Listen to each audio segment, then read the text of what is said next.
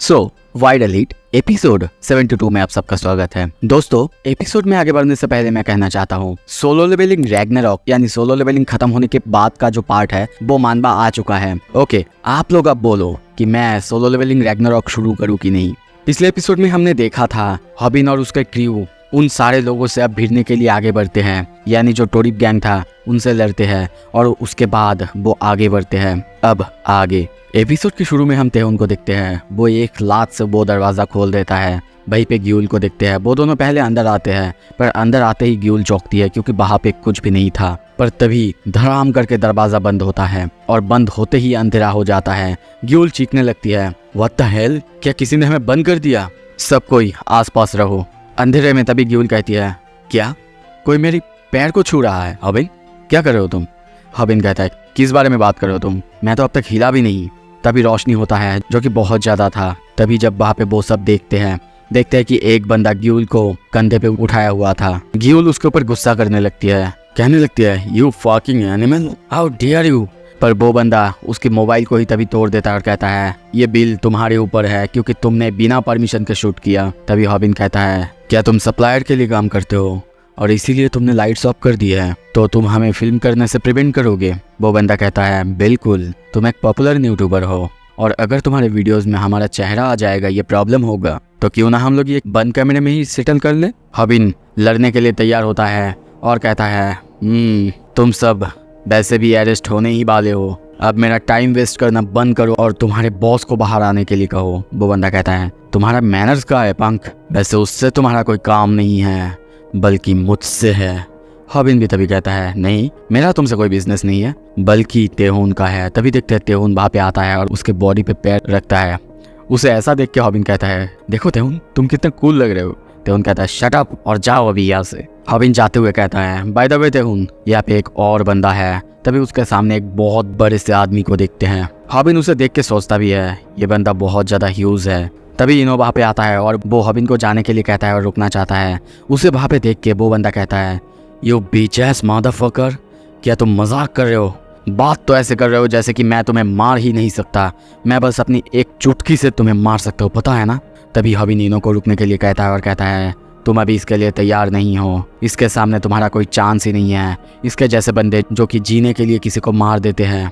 तभी देखते हैं दूसरी तरफ वो बंदा तेहुन को पाइप से जोर से एक मारता है। वो बंदा उसे देखते हुए हंसते हुए कहता है, मैंने तुम्हारे बारे में बहुत सुना है, तुमने अपने पैरों से ही इंटरनेशनल गैंग को हरा दिया था, है ना? वैसे एक पाइप से तुम्हारा तो कुछ नहीं होगा, है ना? तेहुन बस उसे देखता रहता है। दूसरी तरफ वो बंदा भी लड़ने के लिए तैयार होता है और कहता है, द हॉबी न्यू कंपनी, तुम्हें एटलीस्ट अपने वीडियोस को थोड़ा सा बिलीवेबल बनाना चाहिए था। कोई भी विश्वास नहीं करेगा कि कुछ हाई स्कूलर्स ने मिलकर एक गैंग को हरा दिया। वो उसे मारने के लिए आगे बढ़ता है, पर तभी हॉबिन अपने पैर को पीछे लेता है और उसके पेट पे जोर से एक पंच करता है। उस बंदे को थोड़ा सा दर्द होता है, कहता है, आउच, दर्द हो रहा है। हॉबिन उसे देख के सोचता है, मुझे समझ जाना चाहिए था, पंचिंग इस पे काम नहीं करेगा। वो बंदा और कुछ कहता है। तभी देखते हैं हॉबिन उसके नाक पे पंच करने के लिए आगे आता है, पर वो बंदा उसे ग्रैब करने के लिए आगे होता है। इंस्टेंटली हॉबिन को हम देखते हैं घूमते हुए वो उसके पीछे जाता है और सोचता है, ठीक है, अगर पंच कम नहीं करेगा तो प्रेशर पॉइंट कुछ अलग स्टोरी है। और ये नाक बिल्कुल नहीं है। तभी देखते हैं घूमते हुए वो उसको जकड़ लेता है और उसके स्काल पे जाके मुए थाई से अटैक करता है, यानी अपनी एल्बो से अटैक करता है। और आप खुद सोचो, अगर आपके ऊपर एल्बो से ऐसे आपके स्कल पर अटैक किया जाए तो क्या हो सकता है। इस बंदे को भी उतना ही ज़्यादा दर्द होता है। बंदा करीब करीब बेहोश होने वाला था, पर तभी वो हॉबिन को पकड़ते हुए नीचे अपने बॉडी को पटकता है। वैसे भी वो नॉर्मली हेवी था, जिसके वजह से हॉबिन को बहुत ज़्यादा दर्द होता है। वो बंदा कहने लगता है, ऐसे टीज करना बंद करो। कुछ देर बाद हम देखते हैं वो बंदा हॉबिन के ऊपर चढ़ के उसे जोर से पंच करने लगता है। हॉबिन बस उसके पंचेस को ब्लॉक किए जा रहा है, पर उसकी भी हालत ख़राब हो जा रहा है। उसकी बॉडी वेट की वजह से हॉबिन अब कुछ कर भी नहीं पा रहा है। ये देख के ग्यूल चिल्ला के कहता है, एनो यू डिपसीट, कुछ तो करो वहाँ पे जाके, देख नहीं रहे हो हॉबिन? एनो भी दौड़ के जाता है और कहता है, हॉबिन, मैं तुम्हें बचाऊंगा। पर तभी हॉबिन कहता है, नहीं एनो, वहीं पे रुको और देखो कैसे इस बंदे को मैं मारता हूँ। देखो कैसे एक छोटे से गाय को अंडर एस्टिमेट करने के लिए इस बंदे को मैं मारता हूँ। वो उसको ट्रायंगल चोक मारता है और कहता है, इसे शायद पता नहीं है कि शॉर्ट गाइस बहुत ज़्यादा वर्सेटाइल हो सकता है। ये देख के एनो कहता है, मैंने इसे प्रैक्टिस करते हुए देखा था तुमको बार बार मानगी के ऊपर, फाइनली तुमने इसे रियल लाइफ में यूज़ कर लिया। तभी देखते हैं दूसरी तरफ तेउन उस बंदे को जोर से एक बैक किक मारता है। उस बंदे की हालत बहुत ज़्यादा ख़राब होता है। दूसरी तरफ तेउन कहता है, अरे ओल्ड मैन क्या कर रहे हो तुम, क्या इतनी जल्दी टायर्ड हो गए? दैट्स वियर्ड, मेरे पापा इतनी जल्दी नहीं थकते। वो बंदा सोचता है, व्हाट द फक, मैं इसे एक पाइप से भी नहीं हरा पा रहा हूँ, आखिर प्रॉब्लम क्या है? और इसका ओल्ड मैन वो आखिर कौन है? तभी देखते हैं वो पाइप को फिर से पकड़ता है और तेउन के पैर पे जोर से जाके एक बार करता है और कहता है, इतना भी कॉकी मत हो यू लिटिल ब्रट। पर तभी तेउन कहता है, हे क्या तुमको कुछ जानना है? जब मैं इंटरनेशनल गैंग से फाइट कर रहा था वो सब मेरे पैरों के पीछे ही पड़े थे, क्योंकि मेरा पैर, और वो सोचता है इसके पैर वो तो वेपन है। और तेउन कहता है, तुम्हें पता है मुझे बहुत ज़्यादा दर्द हो रहा है। और तभी पैरों से उसे जोर से लात मारता है, जिससे वो बंदा वहीं पे बेहोश हो जाता है। दूसरी तरफ गेउल को देखते हैं, उसके मुंह में खून। गेउल से पूछा जाता है, गेउल तुमने ये कैसे किया? गेउल ने उस बंदे को काट लिया था। तभी आवाज़ आता है, यार ये सारे बंदे भी एनफ नहीं थे। तभी वहाँ पे वही जूते को देखते हैं। वो बंदा आता है और कहता है, ये कुछ ज़्यादा नहीं हो गया? इन बंदों को मैं ऐसे देख रहा हूँ, लगता है कि अब मेरे पास कोई चॉइस नहीं है, मुझे स्टेप इन करना ही होगा। उनके सामने हम उसी बंदे को देखते हैं। वो सब सामने देखने लगते हैं, पर सभी बहुत ज़्यादा हैरान हो चुके हैं।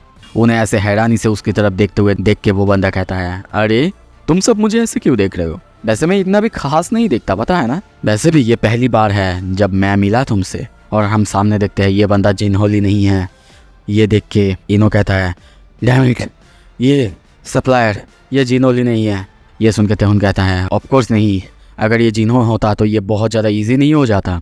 हॉबिन भी ये सुन के कहता है, बिल्कुल, पर मैं चाहता था कि यही जिन्हो हो। वो बहुत बहुत ज़्यादा हैरान हो चुका है और सोचता है, इतना ज़्यादा मेहनत जो मैंने करा है, इतना सब कुछ वो बेकार चला गया। इतना जगह मैंने ढूंढा, पर मुझे फाइनली लगा था इन सब को लेकर मैंने उसे ढूंढ लिया है। पर अब तो लगता है हम फिर से वही पे आ चुके हैं। क्या हम लोग उस बंदे को ढूंढ भी सकते हैं? तभी आवाज़ आता है, हॉबिन ये ख़त्म नहीं हुआ है। हॉबिन चौंकता है और सोचता है, क्या? तभी इनो को देखते हैं। वो उस बंदे को देखते हुए कहता है, ये बंदा हाई अप्स था न्यू इंटरनेशनल गैंग में। हॉबिन सोचता है, क्या ये जिनहोली का बंदा था? इनो कहने लगता है, गगन तेमून, ये जिनहोली का राइट हैंड मैन था। ये एक ऐसा बंदा था जो कि एस्केप कर गया था। मैं ऑलमोस्ट इसे रिकॉग्नाइज नहीं कर पाया था क्योंकि इसके हेयर स्टाइल वो बदल चुका है, पर अभी भी इसके पास वही सेम नाइफ है। The new international gang member Gagan तेमून, आई एम सॉरी इसका नाम मैं गलत ले सकता हूँ। पता है तुम्हारे गैंग और उस गैंग के बीच जब फाइट हो रहा था तब ये बंदा दूसरे देश में था बिजनेस एक्सपेंशन के पर्पस में। पुलिस ने इसे बहुत बार पकड़ने की कोशिश की थी पर ये बंदा मिसिंग था। पर जो कि इसे अभी भी अलग बनाता है वो है जिनहोली का वही ड्रैगर जो कि उसने दी थी। मुझे अभी भी बहुत सारी इन्फॉर्मेशन याद है जो कि जिनहोली को पकड़ने के लिए मैंने गैदर किया था। वो ये सब कह ही रहा था, तभी वो बंदा उसको स्टैप करने के लिए आ गया था और कहता है, तुम बहुत बोलते हो बच्चे। वो नाइफ उसके आंख में जाते जाते रुक जाता है। हॉबिन के उस बंदे को रोका था और कहता है, मैं समझ चुका हूँ। तो अगर मैंने इस बंदे को डाउन कर दिया तो हम जिनहोली को पकड़ सकते हैं, है ना। पर मुझे जिनके पास नाइफ होते हैं उनके साथ लड़ने का कोई एक्सपीरियंस नहीं है, पर मुझे ट्राई करना होगा। वो बंदा हॉबिन को देखते हुए कहता है, सच में तुम मुझसे फाइट करना चाहते हो जबकि तुम्हारे पास कोई वेपन भी नहीं है? तभी हॉबिन को याद आता है सैमडेक की बात, कैसे किसी ऐसे ओपोनेंट से जीता जाए जिसके पास एक नाइफ हो।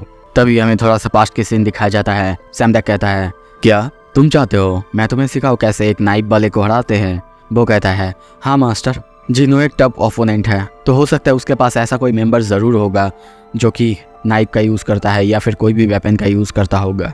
तभी सैमडेक वहाँ से एक लकड़ी को उठाता है और कहता है, ओके मुझे बताओ तुम क्या करोगे जब तुम्हारे सामने कोई ऐसा ओपोनेंट हो जिसके पास की एक नाइफ हो? हॉबिन कहता है, मेंटली रेडी? वो कहता है, नहीं, सेल्फ डिफेंस का यूज़ करो। तुम्हें क्या लगता है कैसे एक ऐसे ओपोनेंट से जीता जाए जिसके पास नाइफ है? अगर सच कहूँ तुम नहीं जीत सकते। नाइफ्स एक बहुत ज़्यादा डेडली वेपन होते हैं। अगर तुम सच में किसी ऐसे से लड़ने जाओगे तो सच में तुम मर जाओगे। तुम्हें पता है तुम क्लोज रेंज में बोज एंड एरोस का यूज़ नहीं कर सकते, और एक बार अगर तुम्हारे ऊपर नाइफ्स का स्लैश पड़ गया तो तुम्हारे अंदर की फाइट करने की इच्छा पूरी तरह से मिट जाएगा। अच्छा, यहाँ पे मैं नैरेट करता जा रहा हूँ और जो हो रहा है वो सीन आपको दिखाता जा रहा हूँ। एक बार तुमको स्टैब लगेगा, उसके बाद तुम्हारी पूरी ताकत तुम्हारी बॉडी से निकल जाएगा और फाइट वहीं पे ख़त्म हो जाएगा। हाँ, हो सकता है मैं और मेरा एक दोस्त हम दोनों जीत सकते हैं, पर जो तुम कर सकते हो वो सिर्फ भागना है और कुछ नहीं। तुम्हें पता है एक टेस्ट हुआ था कुछ अलग अलग फाइटर्स को लेके, किसी ऐसे के खिलाफ जिसके पास एक नाइफ था, पर वो सब फेल हो चुके थे। उनमें से सिर्फ एक ही बंदा था जो कि बीजेजे फाइटर था, पर वो उसे टैकल कर पाया था। यह सुन के हॉबिन कहता है, क्या इसका मतलब वो उसे हरा सकता है? सैमडैक कहता है, बिल्कुल नहीं, ये नॉनसेंस, क्योंकि जब वो टैकल करता है वो तो उसे ही पकड़ता है, वो उसके और पास जाता है। इसका मतलब जिसके पास नाइफ है वो उसे और ज़्यादा अच्छे से आराम से स्टैप कर सकता है। इसका मतलब जब किसी के पास नाइफ हो तुम्हें उसके पास से भागना होगा। तभी देखते हैं वो बंदा उसे स्टैप करने के लिए दौड़ते हुए उसके पास आ रहा था, पर तभी उसको जोर से लगता है, उसके मुंह से खून निकल आता है और हम वहाँ पे एक बेल्ट को देखते हैं। सैमडैक की आवाज़ सुनता है, वो कहता है, अगर तुम इस ऑप्शन को रिजेक्ट करते हो, तुम लड़ना चाहते हो, तो फिर एक ही रास्ता है कि तुम जीत सकते हो। उस बंदे को देखते हैं, वो अपने नाक को पकड़ा हुआ है और कहता है, व्हाट द हेल, क्या वो एक बेल्ट है? हॉबिन के हाथ में हम उसका बेल्ट को देखते हैं। वो कहता है, नहीं, यह है मेरा लाइफ लाइन। सैमडैक की बात वो याद करता है जब उसने कहा था तुम्हें क्रूड टैक्टिक्स का यूज़ करना होगा। फिर से पास्ट में देखते हैं, सैमडैक के हाथ में एक जंपिंग रोप, और वो कहता है, देखा, मैं बस एक जंपिंग रोप का यूज़ कर रहा था, तुम मेरे पास भी नहीं आ पा रहे थे। और तुम्हें यह भी पता है ह्यूमंस बहुत पुराने एंशिएंट टाइम से नाइफ से फाइट कर रहा है, पर वहाँ पे सिर्फ एक ही रास्ता था उनको हराने का, वो था स्पीयर्स। ये सुन के हॉबिन कहता है, क्या मास्टर, स्पीयर्स?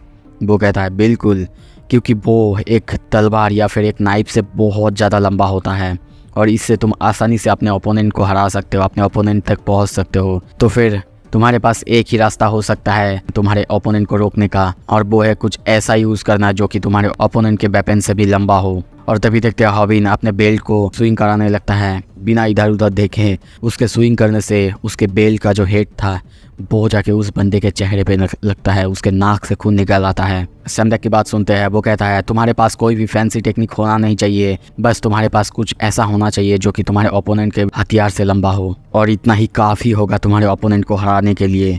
तभी देखते हैं हॉबिन एक के बाद एक उस बंदे के ऊपर बेल्ट मारे जा रहा था, जिससे उस बंदे की हालत बहुत बहुत ज़्यादा ख़राब हो रहा था।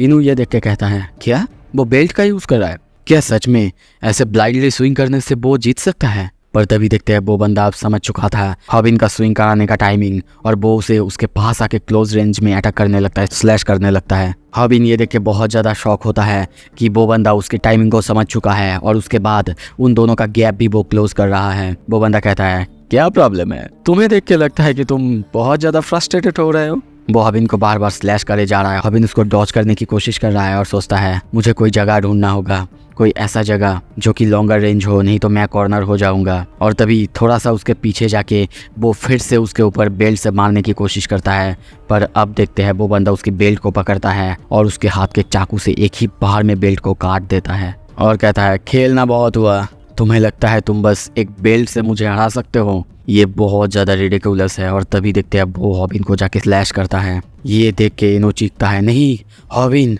तेउन भी बहुत हैरान होता है। हॉबिन कहता है, मैं तो मर चुका हूँ। तभी चिल्लाता है, बस मजाक कर रहा था बीचेस। तभी देखते हैं उसका जो ड्रेस था वो तो फाड़ चुका है, पर उसके पीछे उसके हाथ में पट्टी या फिर कपड़ा था। तभी फिर से हमें पास्ट के सीन दिखाया जाता है। सैमडैक उसे कहता है स्टेप प्रूफ बेस्ट पहनने के लिए, जो कि हॉबिन को थोड़ा सा अजीब लगता है। वो कहता है, मास्टर आपको लगता है कुछ कपड़ा एक चाकू से मुझे बचा सकते हैं? सैमडैक कहता है, बचा सकते हैं, हाँ, प्रॉब्लम होता अगर तुम किसी ऐसे बंदे से लड़ रहे होते जिसके पास स्वॉर्ड है, पर एक ज़्यादातर गैंगस्टर सिर्फ डैगर का ही यूज़ करते हैं। शॉर्ट डैगर से और बहुत ज़्यादा क्लोज रेंज से स्ट्रॉन्ग फैब्रिक के ऊपर कुछ नहीं हो सकता। तभी सीन प्रेजेंट में आता है। वो बंदा हॉबिन को स्टैप करे जा रहा है। हॉबिन भी अपने हाथों में जो कपड़े थे उससे उसको रोक रहा है। वो बंदा कहता है, क्या तुम उन सारे छोटे से कपड़े से मेरे अटैक्स को रोकोगे? कपड़े उसके अटैक्स को रोक तो रहा था, पर हॉबिन को दर्द हो रहा था। वो बंदा उसको स्लैश करने के लिए आगे आ रहा था और कहता है, तुम्हें क्या लगता है कब तक ये काम करेगा? वो उसके ऊपर स्लैश करे जा रहा है। हॉबिन भी उसके हर एक स्लैश को रोकता है, पर कुछ देर बाद तभी देखते हैं वो कॉर्नर हो चुका है, उसके पीछे दीवार। और अब वो बंदा कहता है, अब क्या होगा अगर मैं तुम्हें स्टैप कर दूं तो? और तभी फिर से पास्ट के सीन दिखाया जाता है जब हॉबिन पीछे एक पेड़ पे कॉर्नर हो चुका था और वो कहता है, मास्टर मैं क्या करूँ अगर मैं ऐसे कॉर्नर हो जाऊंगा तो? सैमडैक कहता है, तुम्हें क्या लगता है तुम्हारी हाथों को ऐसे फैब्रिक से बनवाने का क्या मतलब था? वो कहता है, ताकि मैं इंस्टेंटली मर ना जाऊं। सैमडैक कहता है, नहीं, तुम गलत हो, ये इसीलिए ताकि तुम्हारे ओपोनेंट प्रेडिक्टेबल अटैक करे। ये सुन के वो कहता है, क्या प्रेडिक्टेबल अटैक? सैमडैक कहता है, तुम्हें क्या लगता है नाइफ से हम क्या क्या अटैक कर सकते हैं? स्टैब और स्लैश, है ना? जब तुम्हारा ओपोनेंट स्लैश करता रहेगा और तुम उसे रोकते रहोगे, उसके बाद वो क्या करेगा? स्टैब करेगा, है ना। और इसका मतलब जब तुम्हें वो स्टैब करने की कोशिश करेगा तब, और तभी प्रेजेंट में हम देखते हैं वो बंदा उसको स्टैब करता है। हॉबिन नीचे बैठ जाता है और सोचता है अरे ये तो काम कर रहा है। वो बंदा कहता है अरे तुमने तो मुझे सरप्राइज कर दिया, लगता है कि इसीलिए सब तुमसे हारते हैं। तुम मेरे अटैक को डॉज करने में कामयाब हुए बच्चे, मेरे नाइफ। पर तभी वो और कुछ कहता, तभी देखते हैं हॉबिन उसे जोर से हेडबट मारता है, जिससे उस बंदे की हालत बहुत ज़्यादा ख़राब होता है। उसका खून निकल आता है और उसके हाथ का जो चाकू था वो भी बहुत दूर जाता है। तभी सैमलेक की आवाज़ फिर से सुनाई देता है, अगर तुम्हारे ओपोनेंट के पास अब नाइफ नहीं है तो अब तुम अपने सबसे खतरनाक अटैक करो। और तभी देखते हैं वो ताइक्वांडो का सबसे खतरनाक अटैक यानी 1080 डिग्री किक करता है, जिससे वो बंदा बहुत दूर जाके गिरता है। और ये देख के तेहुन बहुत हैरान हो चुका है। सिर्फ तेहुन नहीं, वहाँ पे इनो ग्यूल सब हैरान होकर उसे बस देखने लगते हैं। हॉबिन कहता है मैं तुमसे बिल्कुल नहीं डरता। वो लोग हॉबिन के लिए चीयर करने लगते हैं, पर हॉबिन कहता है मुझे दर्द हो रहा है, कोई एम्बुलेंस को बुलाओ। तभी वो लोग उसकी तरफ देख के कहते हैं हाँ इसके साथ आकर क्या प्रॉब्लम है? क्या गगनते मर चुका है? उसको हम बेहोश देखते हैं। तेहुन कहता है हम लोग अब क्या करें, हमें तो इस बंदे से बहुत सारा इन्फॉर्मेशन चाहिए था। गेउल कहती है हाँ एग्जैक्टली, मैं तो चाहती थी कि इसकी उंगलियां और टोस वो सब बाहर निकाल लाओ। हॉबिन कहता है गेउल मैंने ऐसा कभी नहीं कहा। तभी इनो को उसका फ़ोन मिलता है पर वो लॉक था। हॉबिन कहता है या लाओ, वो प्रॉब्लम नहीं होगा। पर गेउल कहती है चलो इसकी उंगली काटते हैं और उसके बाद फ़ोन को अनलॉक करते हैं।